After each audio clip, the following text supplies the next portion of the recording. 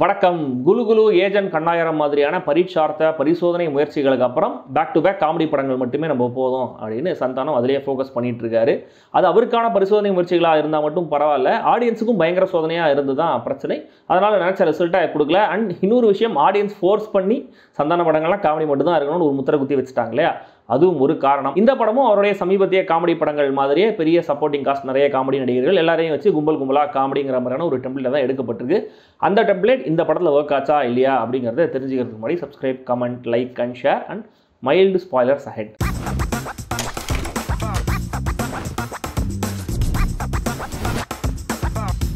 இங்கே நான் தான் கிங்கு ஓப்பன் பண்ணால் மும்பையில் அடுத்தடுத்து பாம் பிளாஸ்ட் நடக்குது. தீவிரவாதிகள் அடுத்து சென்னையை தான் குறி வச்சிருக்காங்கிற மாதிரி நியூஸில் பரபரப்பாக சொல்கிறாங்க. கட் பண்ணால் சென்னையில் அப்பா அம்மா யாரும் இல்லாத ஒரு 90s கிட்டாக வாழ்ந்துட்டு இருக்காரு சந்தானம். கல்யாணத்துக்கு பொண்ணு தேடிட்டு இருக்காரு, பொண்ணு கிடைக்கல. அதனால் ஒரு மேட்ரிமோனியல் வெப்சைட்லேயே வேலைக்கு சேர்ந்துறாரு. அந்த வெப்சைட்டோட எம்டி விவேக் பிரசன்னா சந்தானம் வீடு வாங்க கடனும் கொடுத்துருக்காரு. வரதட்சணையில் காசு வரும், அந்த காசு வச்சு அப்படியே அந்த கடன் அடைச்சிடலாம் அப்படின்னு சந்தானம் யோசிச்சு வச்சிருக்காரு. இந்த பிளானோடு இருக்கிற சந்தானத்துக்கு ஒரு ஜமீன் சம்பந்தம் வருது. ஆஹா, ஜமீன் சம்பந்தம் பரவாயில்ல, நம்ம நினச்சி நடந்துடும் அப்படிங்கிற மாதிரி நினச்சி சந்தானம் ஆசையாக கல்யாணம் பண்ணிக்கிறாரு. ஆனால் அங்கே ஒரு ட்விஸ்ட்டு, அவருக்கு அதிர்ச்சி கிடைக்குது. அது முன்னாடி பார்த்தோம் இல்லையா, ஒரு தீவிரவாத கும்பல். அந்த தீவிரவாத கும்பல்னால சந்தானத்துடைய வாழ்க்கையிலும் ஒரு பிரச்சனை வருது. ஸோ சந்தானத்துக்கு அவருடைய கல்யாணத்தில் கிடைச்ச அதிர்ச்சி என்ன, ட்விஸ்ட் என்ன, அந்த தீவிரவாத கும்பல்னால அவருக்கு கிடைச்ச ஷாக் என்ன, இந்த பிரச்சனைகள்லேருந்து அவரால் மேலே முடிஞ்சுதா இல்லையா அப்படிங்கிறதா இந்த படம். காமெடி, சீரியஸ்னு ரெண்டு விதமான நடிப்புலையுமே தன்னுடைய வழக்கமான ஸ்டைல்லேயே சந்தானம் பெர்ஃபார்ம் பண்ணியிருக்காரு. இந்த படத்தில் அவருக்கான காமெடி டைலாக்ஸை பொறுத்த வரைக்கும் கம்பேரிட்டிவ்லி கொஞ்சம் அதிகமாகவே இருக்குது.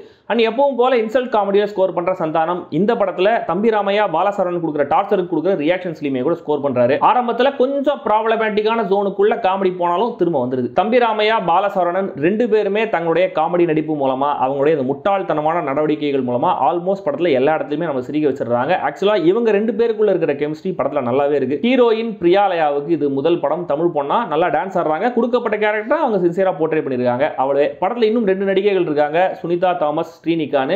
ஆனா ஜஸ்ட் கவர்ச்சியான பிரசன்ஸுக்காக மட்டுமே அவங்க பயன்படுத்தப்பட்டிருக்காங்க. சேஷு, சுவாமிநாதன், மாறன், லொல்சபா நடிகர்களும் கூடவே கூல் சுரேஷ், மனோபாலா மாதிரியான நடிகர்களும் படத்தில் இருக்காங்க. ஆனால் இவங்களுக்கான ஸ்கோப்புங்கிறது படத்தில் ரொம்ப கம்மி. காமெடியிலும் இவங்க பெருசாக ஷைன் ஆகலை. இவங்களோட கம்பேர் பண்ணும்போது முனிஷ்காந்த் கொஞ்சம் பரவாயில்லன்னு சொல்லலாம். அண்ட் விவேக் பிரசன்னா ஆக்சுவலாக நல்லா நடிச்சிருக்காரு. முக்கியமாக ஒரு போனமாக படம் முழுக்க கிட்டத்தட்ட ஒரே ரியாக்ஷனை அவர் மெயின்டைன் பண்ணோம்.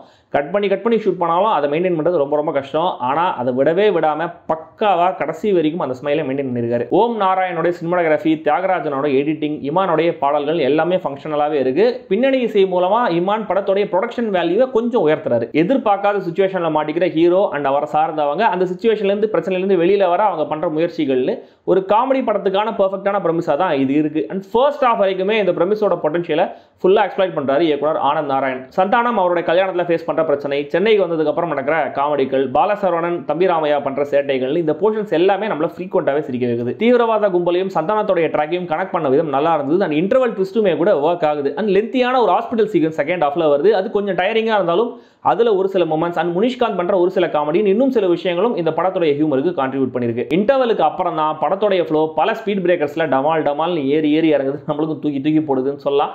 லென்த்தியான ஹாஸ்பிட்டல் சீக்வன்ஸ் ஒன்று சொன்ன இல்லையா, அது பயங்கரமாவே நம்மளோட பொறுமையை சோதிக்குது. இன்ஃபேக்ட் ஃபர்ஸ்ட் ஹாஃப்ல ரெண்டு பாடல்கள் வந்தாலுமே கூட அது பெருசாக ஃப்ளோவை பாதிக்கல, பெருசாக உறுத்தலை. ஆனால் செகண்ட் ஹாஃபில் இந்த ஒரு சீக்வன்ஸே நம்மளை டயர்ட் ஆகிடுது. அண்ட் கிளைமேக்ஸ் முன்னாடி வர அந்த ஒரு பாட்டும் கூட பெருசாக ஒர்க் ஆகலை. சர்வதேச தீவிரவாத கும்பல்னு ஒன்று காமிக்கிறாங்க. ஆனால் அவங்க ஏதோ கூலி படம் மாதிரி ஒரு குடோனில் ஒழிச்சிட்டு இருக்காங்க. பட்ஜெட் கன்ஸ்ட்ரெயின்ஸ்லாம் இருக்கலாம், ஆனால் கதையோடைய பிளாசிபிலிட்டியே பாதிக்கிற அளவுக்கு இவ்வளவு சிக்கனம் பார்த்துருக்க வேண்டாம். அந்த தீவிரவாத கும்பலை போர்ட்ரே பண்ண விதம், அந்த காட்சிகளுடைய ஸ்டேஜிங்குமே கூட அவ்வளோ சிறப்பாலாம் இல்லை. இப்படியான படங்களில் லாஜிக் பார்க்கக்கூடாது தான், ஆனால் நடக்கிற சம்பவங்களை லாஜிக் பார்க்காம இருக்கலாம்.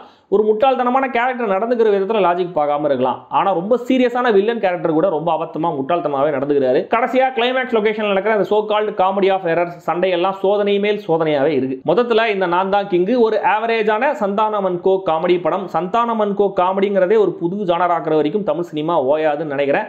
ஆக்சுவலாக இந்த கதையை வச்சுக்கிட்டு, இந்த கான்ஃப்ளிக்ட்டை வச்சு இன்னும் கூட பெட்டரான காமெடிக்கெல்லாம் யோசிச்சு வச்சிருக்கலாம். பட் இவங்க ரொம்ப லிமிட்டடாகவே நம்மளை சிரிக்க வைக்கிறாங்க. படம் இப்போதைக்கு தியேட்டர்ஸ்ல மட்டுமே ரிலீஸ் ஆயிருக்கு. சந்தானத்தோடைய பெஸ்ட் காமெடிலாம் இல்லை, ஆனால் அவருடைய ஒஸ்ட் காமெடியும் இல்லை. அதோட கொஞ்சம் பெட்டரா இருக்குன்ற மாதிரி வேணா சொல்லலாம். அண்ட் ஒரு ஃபுல் ஹவுஸ் கிரௌடோட பார்க்கும்போது இந்த காமெடிக்கெல்லாம் கும்பலா ஸ்வாஹா அப்படின்னு அப்படியே போயிரும் தான் நினைக்கிறேன். விருப்பம் இருக்கிறவங்க ட்ரை பண்ணுங்க.